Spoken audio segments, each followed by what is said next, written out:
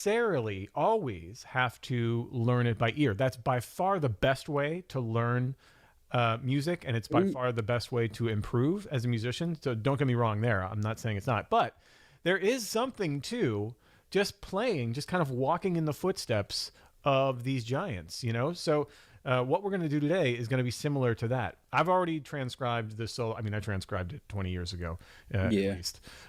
And so I have it queued up here in sounds. I mean, I probably did too, several times. Working on today is we're doesn't make it any less scary. What we can get here. Also because it was probably 20 years ago. And that's John Coltrane's first chorus from Giant Steps. Fuck, this one's fast, man.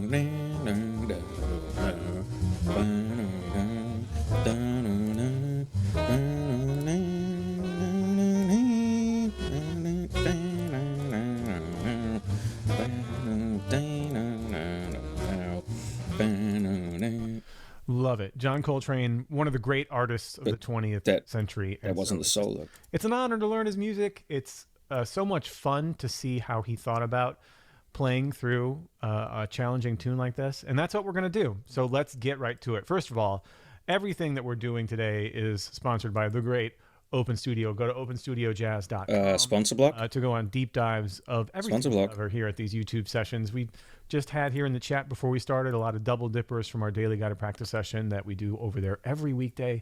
Go check it out, openstudiojazz.com, for more information there. Okay, so what are we doing today? Let me edit that segment. You should know there's a PDF. So I have the first two choruses of John Coltrane solo transcribed, and that's a part of the PDF. I don't think we're going to get to that second 301? chorus, but I put two in there just in case we somehow no, 301 chorus and we need to get to that second Teach chorus. the children about... And, let me know if you want to do more of this. Hit the like button if you like these kind of solos. Preview. Everything that we're doing today is, what are we doing today? Okay, perfect. You should know there's a PDF. Save and submit. So I have the first two choruses of John Coltrane solo transcribed, and that's a part of the PDF. I don't think we're going to get to that second chorus, but I put two in there just in case we somehow fly through the first chorus and we need to get to that second chorus. And then, let me know if you want to do more of this. What? On the entirety of this solo, and piece it out over a few different sessions. First, we're going to listen. We're just going to listen to these first two choruses that I have mapped out so that we can hear what we're going to do. Then we're going to break it down. Now, I'm not going to analyze it on go deep on the analysis of it, because that's not really what this is about. Like I said, that's kind of something, if you were learning this solo, you would do well after the fact of you learning it. That's more sort of a university thing. Walk in John Coltrane's footsteps, just actually transcribing and memorizing the solo. What he did when is more sort of we're just going to practice immediate practical stuff. I'll break it down a little bit to kind of maybe give you some thoughts about how the obvious things, the big moves that he was making, but really I want to focus on the action, the just doing it, the playing over and over again. So that's going to be our main focus. Is number 3, practice. We're going to go through this. First chorus again and again. We'll do it very slowly. I've got it queued up in Sound Slice. Shout out to Sound Slice, by the way. So we'll take it slow. We'll take it phrase by phrase. I'm resisting the urge to submit that. Get down.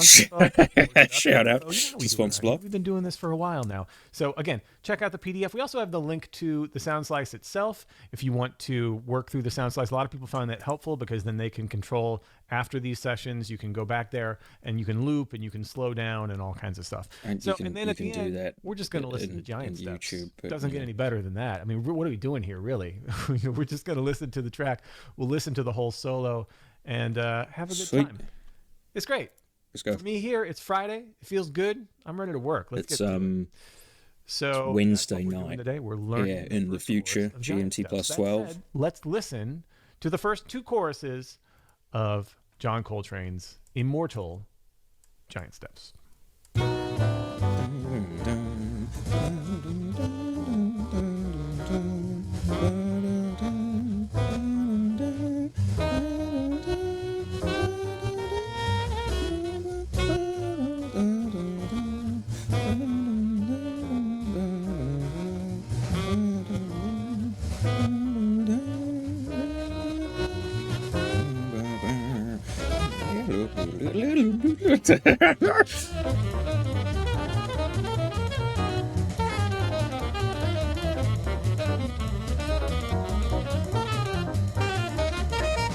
Hope you practiced your arpeggios in every single position.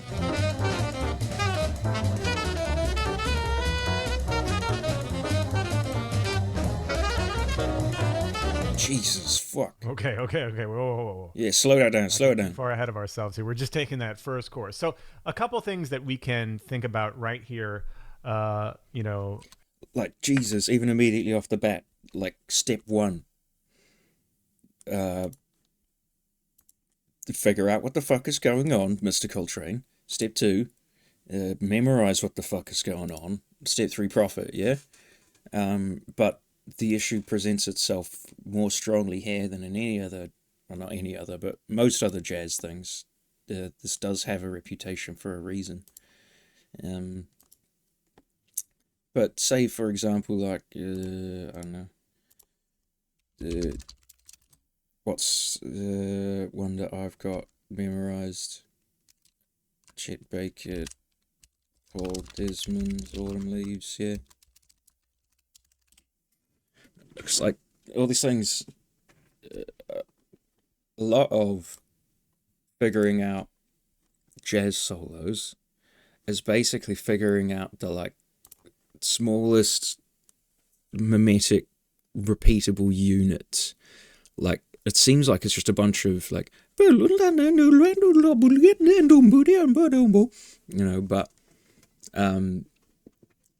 once you transcribe enough solos, at least when they're in, like, fucking one key at a time, lol.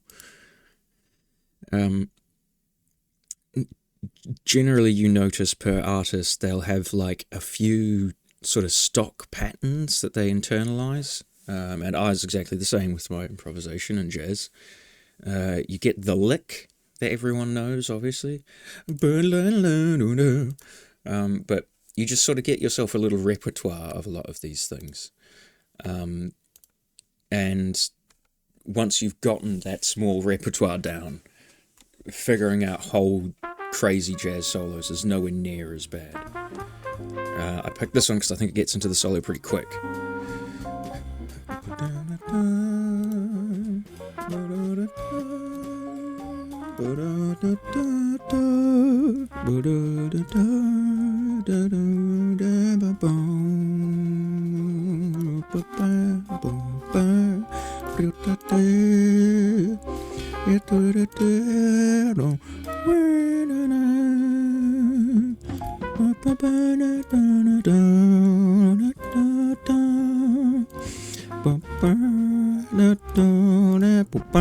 And that was just the head.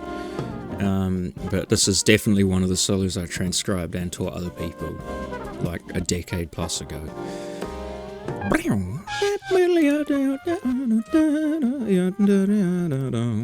And I'm not a vocalist, I've just heard this inside and out.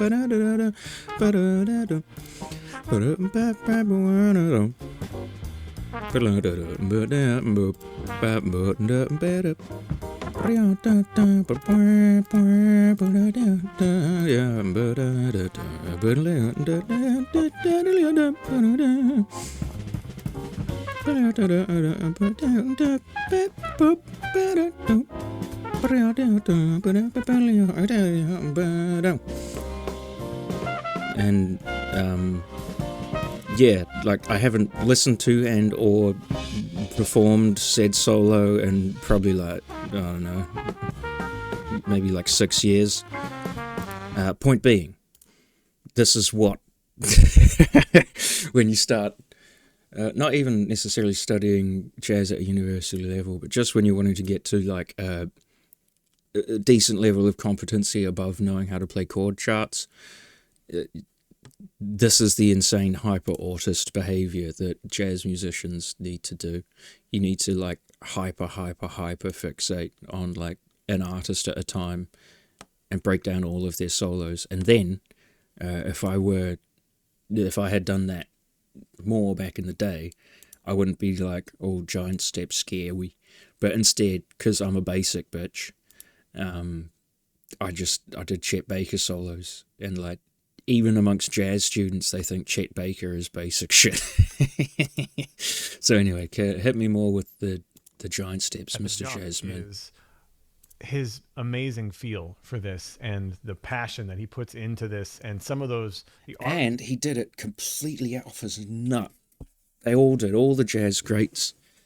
Literally, they did this like highly, highly technical stuff, whilst being like mega, mega junkies. And it kind of doesn't make sense, because this is stuff that like people still to this day like go and pinkies up, study their solos at university. And these guys were just completely off their nut on heroin, just doing this because it was funny. of those lines and how he phrased them and pushed them and pulled them. That's something that I want us to really consider. We can nerd out all day about the notes and enharmonic spellings of giant steps or whatever. But that feeling, the way that John Coltrane played this, that's what I want to get out of this. That's what I want to take away more than anything. Even if I'm hitting wrong notes, if it feels like John Coltrane feels, I'm happy with this session. So keep that in mind as we get into this. There's a lot going on here. You know, even Train doesn't like nail every single quarter note and eighth note right on the change, because he's not thinking like that. He's just playing his heart out here. So let's consider that as we go. All right. So we're going to work it back up. Let's listen to it one more time. I have the head here. It's kind of hard to convey to people who haven't studied jazz or music theory in any significant fashion, because the sheet music, if you don't know anything about it, just kind of looks like all other sheet music, doesn't it? It's just notes on a stave. There's some sharps and things every now and then. There's letters above it. Doesn't seem like much. Those letters are all guitarists use, by the way, though. But what is the truly horrifying thing of even one of the Google Auto top suggested results was why is Giant Steps the most feared jazz song? That's cute. It's a harsh way of phrasing it, but that's spot on. Into the chorus. Because frankly, it is. When the prospect of improvising over the top of these changes, like with a coordinated band, to an audience or not, give a guitarist this chord chart and say, improvise those scales at this tempo. Go. First chorus, and let's listen to that first chorus at full speed one more time. A177 G, B flat, U flat, F sharp B, F117 B flat, 7 E flat, A177 G, C117 F sharp 7 B, F117 B flat V. Oh God!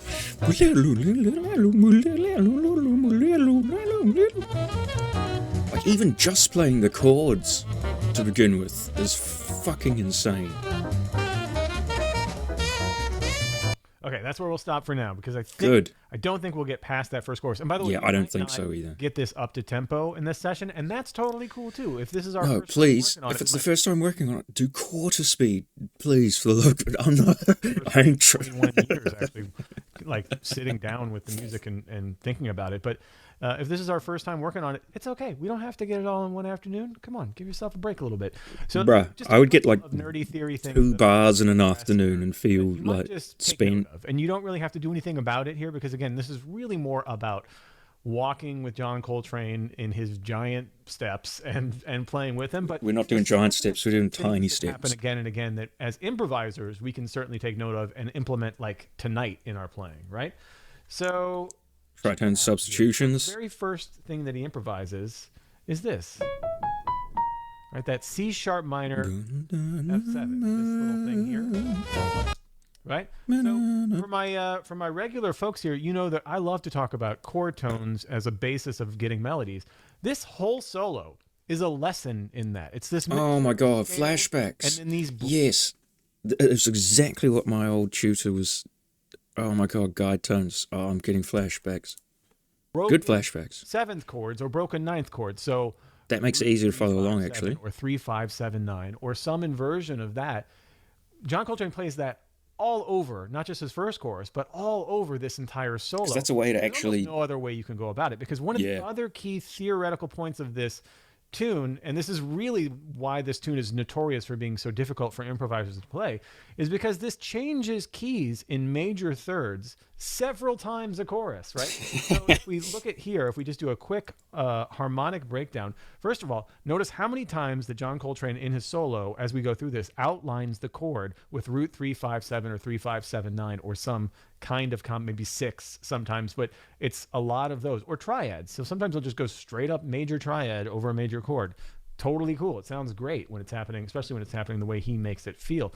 But let's look at just a brief harmonic analysis of what's happening. So there's 3 keys that this deals with: key of B, key of G, and the key of E flat. And if we look here at the first chorus, we hit those 3 keys in the first 3 bars, which is really quite something, because that's hard to do, right? To hit 3 keys in 3 bars. So it starts off in the key of B, right? And then right here, this D7, now we're in the key of G. Like, he's giving us a 5 chord, a 5-7 chord to our new key of G, and that's down a major third, right? We have B going to G. Let me turn my overhead camera on for y'all. So yeah, I suppose you kind of, as he gets into it here, and with the guide tones thing, the dominant 7th chords are sort of your anchor points for the guiding tones, as in things become a lot less confusing when you pay more direct attention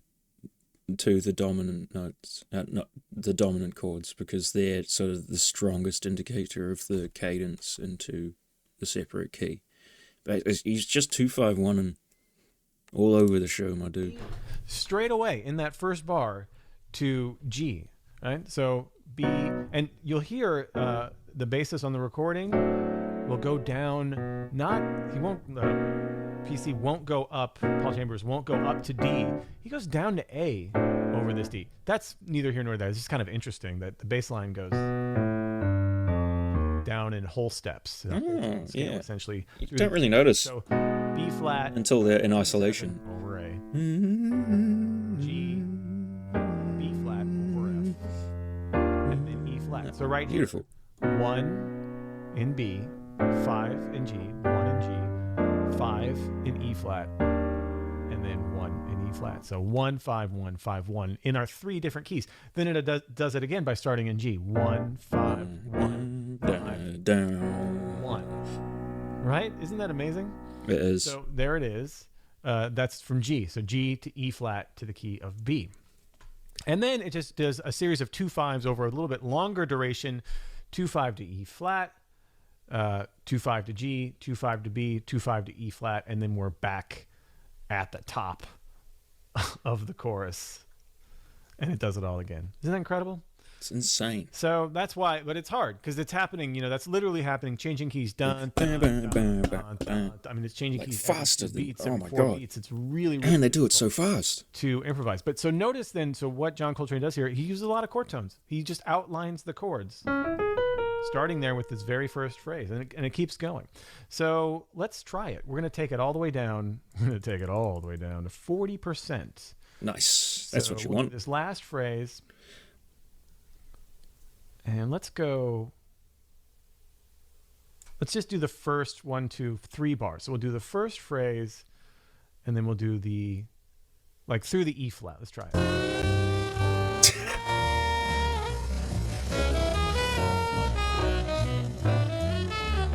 This is a 50%. Let's try it again.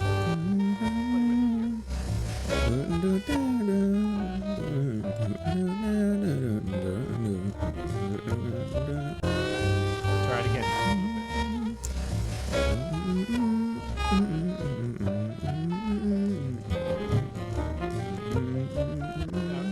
Already notice, so we have that first phrase outlining the C sharp minor 7, right, and ending up on our F sharp 7. But even in that first B chord, B triad, and this D7, it's that triad plus 1, right? The D triad plus that second tone, E.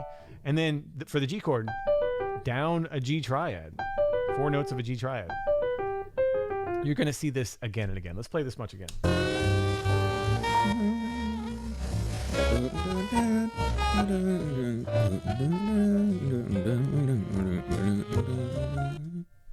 Isn't that fun? All right, let's try. We're gonna back it up a little more. Let's see if we can get this whole first phrase until John Oh, Coltrane bruh. stops. So all the way through the beat. Let's just loop it all the way through there. This is we're doing good work already.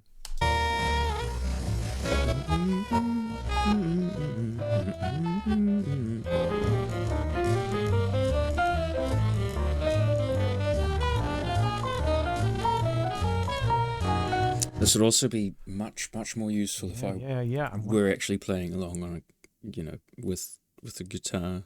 It's my preferred instrument. I hope this has given some of you a very small insight as to why people who don't even particularly like jazz necessarily get something out of jazz. Because it's, let's say, if stereotypical formal classical music were, say, Connect 4, then jazz music such as Giant Steps would be like Sudoku or like some weird crossword puzzle. That is to say, music theory systems are basically just highly formalized, presented in very sort of spooky appearing technical lingo for what is essentially a real-time game of connect the dots. As you could see, even if you don't necessarily understand fully, you can see once you break it down into its constituent components, it becomes a hell of a lot more passable and understandable than just being like, hey, listen to this. Can you figure this out by ear, my fellow musos? Also, try improvising over it. Don't just sing the melody. You will fail. But if you do as Mr. Jazzman Johnson, and you slow it to 40%, and you actually pay attention to a solo from one of these insane heroin addicts, you learn a hell of a lot. They were masters of their craft, obviously. We're still fucking pinkies up studying it till this day. But I still can't quite get over the fact that this very pinkies up, very like highbrow academic thing was Junkie's just like, he just did this. He wasn't like, I'm going to write a highly technical master. He was just like, this shit sounds cool. This shit bops.